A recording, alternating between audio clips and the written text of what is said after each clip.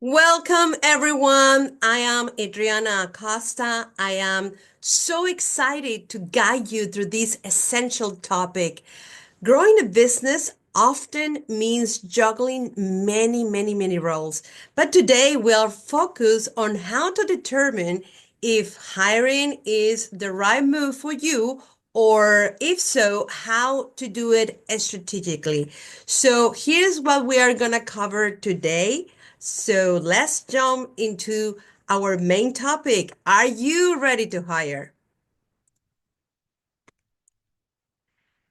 So, what are you learning today? So, we are dividing our workshop in four big categories. The first part of this workshop is focused on create a assessment, a business assessment to determine if your business is financially, operationally, and even strategically ready for hiring anyone or amplify your team. As well, we are going to develop the next topic, which is basically giving you some ideas of what is the type of support your business may need based on the previous assessment that we create. The third part is helping you to analyze what is going on in your business, your current process, prioritize tasks, and implement another option for you that is cost effective and is more strategic to allow you to create more efficiency in your business. And with that efficiency, consider organize the house. And now that you have the systems verified, your business is organized, you will be able to create a more specific strategy behind the scenes. So when you are ready on when the time is happening, you will be able to actually hire correctly with the right method and with the right strategy. So let me introduce myself. I'm going to be your host. My name is Adriana Acosta. I am the CEO and founder of Adria, Business and Personal Evolution. So for me, it's so important to tell you about my story. I am focused of Adria is an organization that is dedicated to create transformative solutions for both from the personal and business growth. We are focusing on high performance team development. I'm bringing to date all my experience, my 20 years of experience as a multinational advisor through different countries and USA and South America. But as well, I'm bringing you all my experience and my interactions, my best strategies in business development and HR consulting. So I am so thrilled to implement with you the same ideas, strategies that I use with all my clients, that I have a very specific approach that I'm going to share with you. It's not only about the technical, it's about as well the integrate a systemic approach to everything is happening around your business so you can actually build up a sustainable growth in your business and you're create more impact and you're actually be sustainable in the business ecosystem. So that's my mission and I want to share it with you. So let's continue and go directly to our first topic of the day. Let's assess if you are ready or not to hire. There is three things that you are going to consider moving forward that are going to help you to realize if you are ready or not for hiring or even create or add up a member into your team. The first one is a business indicators. Then we're going to explore financial readiness. And then we're going to talk a little bit about role definition. So let's go and explore a little bit about the red flags. So let's start understanding, or let's start by understanding the signs. Some red flags that may suggest that hiring is just immediately a need is overdue because maybe you are experienced, so you are missing deadlines, you are making constantly mistakes, you are having trouble to operate your system. But the most common one is always about to feel burned out. This is the typical feeling, and trust me, I understand. Even if you are an entrepreneur, if you are in your startup phase, or you are more advanced, you are more perhaps on stage two, that you are already established business owner, no matter what stage is your business, you're going to experience the same issues. So this is a red flags that you need to be aware, and absolutely make sure while you are participating in this workshop, you're going to take a bunch of notes, and you're going to make sure you put in order your ideas, and you identify those red flags. On the flip side, the positive signs, like we have another things that is indicating you or indicating us that absolutely we are ready to hire someone because we are growing, we are expanding, we are generating consistent revenue, we are increasing our demand. So we need some help. We need more people that specialize that support our business. So that's the next step that I'm going to encourage you to work on it. And this is about the business indicators. So the business indicator basically are related to um, answer these four questions. The first one is, do you consistently struggle to meet your deadlines? Or are you customers complaining, or you are constantly making a lot of mistakes, and those mistakes and errors are increasing? Or are you turning down new opportunities due to the lack of capacity? So maybe you are a solopreneur, and it's so hard to really cover all the demand that you are having in your business. So another good question about business indicators is like your revenues increasing consistently over the past 6 to 12 months, or is being not constant, or you've been a struggle. So there is just an idea as an example of indicators, but you can actually make a list of your own indicators or the things that you are struggling the most. So make sure you make a checklist of the things that you definitely need to work on it. As well, let's go directly into our next assessment part for understand if we are ready or not to hire it. It's about financial readiness. So perhaps you haven't even realized that in order for you to hire, you should have like a special budget allocation for cover the expenses that you will imply if you hire anyone. It really doesn't matter if it's a full-time, part-time, or even a contractor. So do you really have 3 to 6 months of cash reserves to cover new hire expenses? So it's important to start having this budget. If you don't, if this is not an option for you right now, do not worry. This is about to understand your options before even make any decision. So the other question is about knowing if financially you're ready or not. Is like if you have calculated the full cost of hiring, which is not only about the salary, is another cost implied like benefits, like health insurance, another additional benefits that are related for retention. So if your revenue is predictable enough, do you think that you will be able to hire a new person? So those are really good questions that I encourage you to answer right away, or take a moment, pause the video after you're seeing this recording, and you will make sure that you actually are focus your energy on complete this task. The next part that is important within the role, within the financial aspect of hiring someone, is define what kind of help you need right now.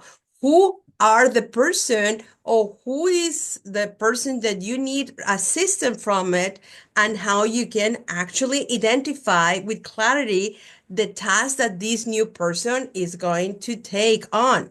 So is this new person, this new hire, is going to contribute directly to increase your revenue or efficiency? And not necessarily it's about increased sales or revenue. It's about as well that you are going to gain time. You're going to focus your energy on your genius zone, or generate more leads or do other core activities for your business. So remember, there is always two options to hire. Well, three options actually. The first one is thinking and considering hire someone for the long term, because if you are thinking about full timers or people that is going to be in a long road, be, is because you are aligned or they are aligned with your business plan, with the plan for the next 3 or 5 years. The second option is contracting, that is just basically for a specific project, is project based or specialized work. If you are considered outsourcing, it's more about like a repetitive task or someone who definitely has the expertise that you maybe are not familiar with, like an accounting, a lawyer, or an IT support person that is going to help you to the task that you need to delegate at some point. So let's go and continue with our next topic, which is the financial considerations before hiring. So we are going to calculate really quickly what is the real cost that you will imply if you decide to actually hire someone. So first of all, I'm going to encourage you to take notes and write in a paper the calculations of your potential cost for hiring. Also, the budget, if you use a contractor or maybe outsourcing, and we are going to evaluate your ROI, which stands for your return of investment. Okay, let's go and work on the understanding the true cost of hiring. As I mentioned before to you, hiring is not just about salary. There's another costs that are implied, and so we're gonna work as on those later on with an example, a live case that I prepare for you, so you can understand better this additional cost. Also, it's absolutely imperative for you to understand if your business can be sustainable, and the expenses that you are incurring for hiring a new person are going to be in balance as well with your cash flow. So let's understand the first expense for hiring a new person, a new employee. The first one is related to payroll, benefits, and taxes. So overall, budget for federal and state payroll taxes are typically between, well, most likely 7.65% of salary in the United States. Also consider other additional costs like health insurance, retirement contributions, paid time off, and other benefits that altogether will be in the rank of the 20 and 30% of the salary. Another thing is just like you need to define what is the best for your business, even if it's outsourcing, or definitely bring someone in the house. So if it's just repetitive task, as I mentioned, check and outsourcing those options, bookkeeping, marketing, but also evaluate essentials of the role if you are looking for hiring someone in the long road.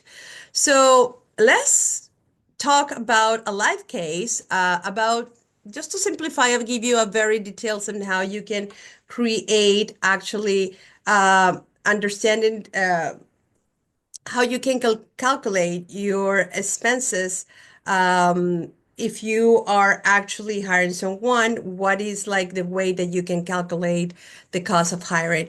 So let's talk about Emma. Emma is a small business owner who runs a successful candle company. She is in her third year of business and has seen consistent with the revenue growth, which sales average right now is $20,000 per month. She spent most of her time making candles, managing orders, handling customer service, and running marketing campaigns. But right now, Emma, she is really burnt out. She's struggling with so many duties and responsibilities, and she thinks that she's missing out opportunities to expand into new markets. So that's the reason that she's considering hiring a part-time marketing coordinator to handle everything related to social media and promotions, but also she wants to make sure that she can afford to bring this coordinator, and she will be able to actually um, increase the revenue with this new person.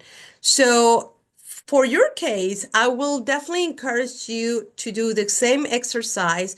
Consider the same aspect that you are seeing right now on this slide, like where is your current average monthly revenue?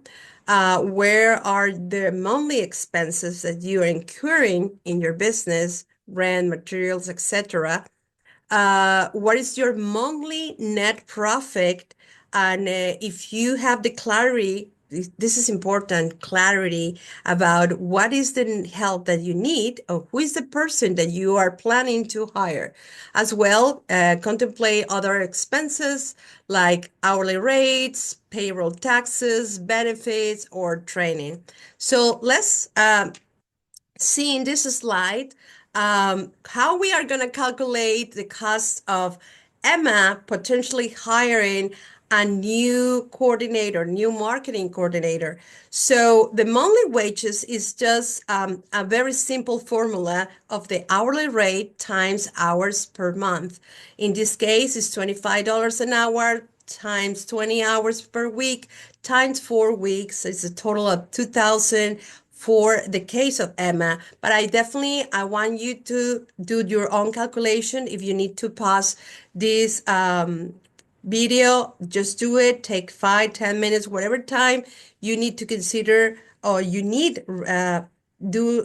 need to do this exercise, and in a very efficient, realistic, and honest way. So make sure you complete as well this exercise as we are moving along with Emma's case. So the next expense, the next cost is going to be about payroll taxes, which is basically the monthly wages that we already calculate times 7.65%. That's going to be a total of $153 an addition of the 2,000. Then the training cost, which is going to be the one-time training cost for Emma, but you can divide this in 12 months. So we will calculate it monthly spends for 41.67 for Emma's candle company.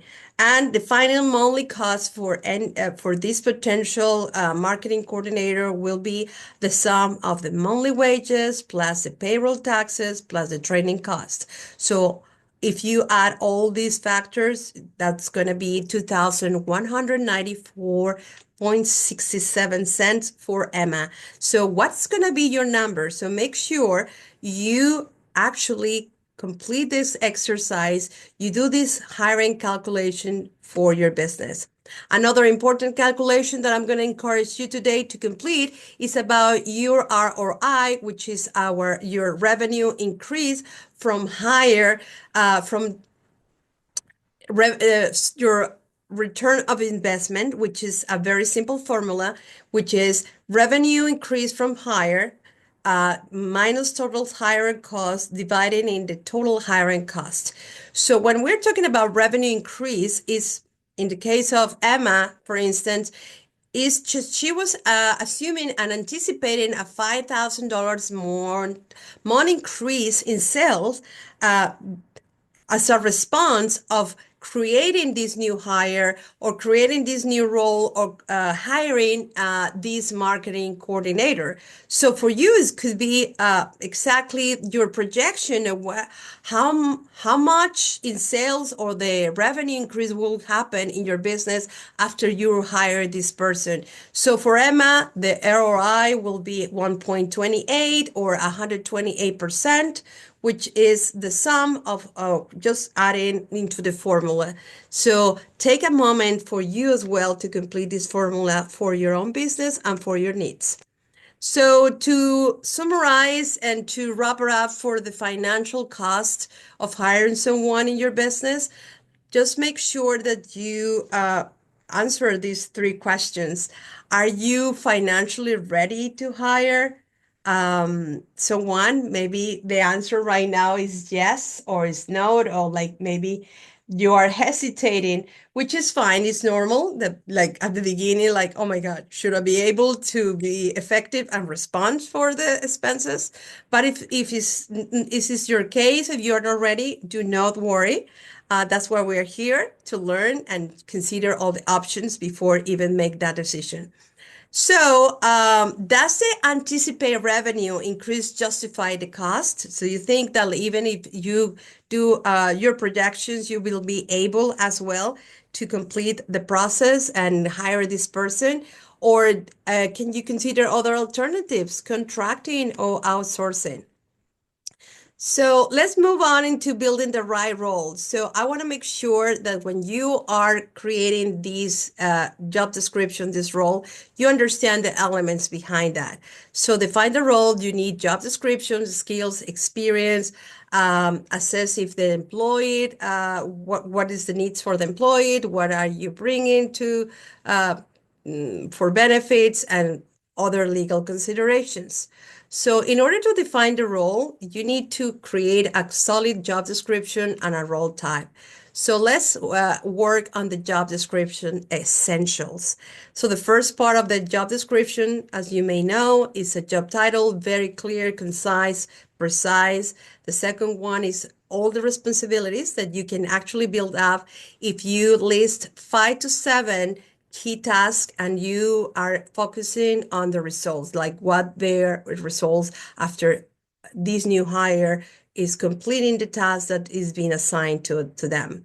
So the third one is the skills and experience that actually you are defining the soft skills, if you need certifications or degrees or anything that is necessary to be more specific about the needs of the role. So as well, don't forget to put the work environment, if it's remote, in office, is hybrid, and optional salary or pay range. This is an option because maybe you can recruit and create a better negotiation. Once that you have the right person, you can negotiate that directly. So in terms of the role type, so I mentioned perhaps at the beginning of the workshop, there is 3 ways that you can consider for hiring full-time, part-time, contractor, or freelancer. Full-time is when this person is going to be in the long term and is integrated with the needs of the business, the growing perspective. The part-time is more something related project-based, seasonal, is a limited budget, and the contractor is a more specialized person, is a short-term needs. This is more flexible and the cost is more cost effective. So once you have those considerations from the legal perspective, just give you a very simple idea about this employee classification that you can review more information, more details with going to the IRS website, but it's just 2 types basically. The W-2 employee or the 1099 contractor. The difference is basically the W-2 is going to be the employer is more in controls of where and when the person get the job done, the benefits, and what you're including, and you are controlling that compliance part. The 1099 contractor is more independent, more flexible, the work schedule as well, and they bring their own ways to do things, and there's no benefits involved. So after that, there is another option to consider. Like if you think after doing the cost of the financial part of the cost that you will imply for hiring someone, I will definitely will consider this option, which is let's analyze what's happening in the business, what is the process, the models that we're implementing, how we can create, improve more efficiently what we're doing in our business. So that way we can evaluate opportunities and possibilities. So let's evaluate your business efficiency. Are you ready? I am so excited for you to share these three categories that will help you to assess if your business is efficient, or if it's not, that's okay. No worries, no trouble. It's just an awareness for you to start working on those specific areas to improve the efficiency in your business. So the first one is the MAP work process. It's a step-by-step workflow for repetitive tasks. So it's just kind of like review what you're doing, the way you're doing, you're guiding about the standard operation procedures, any workflows, any procedures in your business, just to review where are the gaps and kind of create that efficiency and make sure that is clear, is concise, and is easy to understand for others. In case you are not there, if something happened in the business, you cannot be present, there's going to be a method, a way, a step by step. And then I will definitely encourage you to understand where are your bottlenecks.